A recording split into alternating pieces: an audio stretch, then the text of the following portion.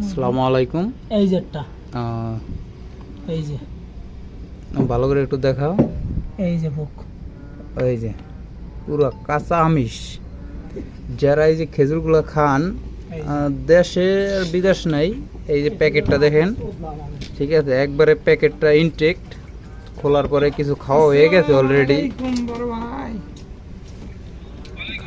খাওয়া হয়ে গেছে কিছু, তো শেষের দিকে এর মধ্যে একটা খেজুর খুইলা এই হলো অবস্থা বর্তমান।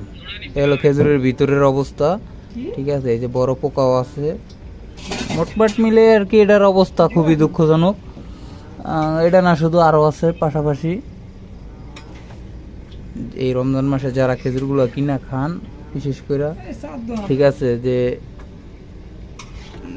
এইগুলো একটু দেখা তারপরে খুইলা খাওয়ার চেষ্টা করবেন, কারণ এই যে আরও আছে যেগুলোর মধ্যে আসলে আর ভাঙ্গার কোনো ইচ্ছা নাই, কয়েকটাই বের হয়েছে, ঠিক আছে, কয়েকটাই বের হয়েছে। এখন এই মুহূর্তে এটা ভাঙ্গ দিবেই, যে এটার মধ্যে কি অবস্থা, ভাঙ্গ।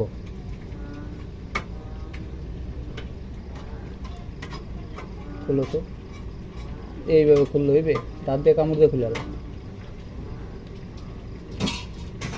দেখা যায়।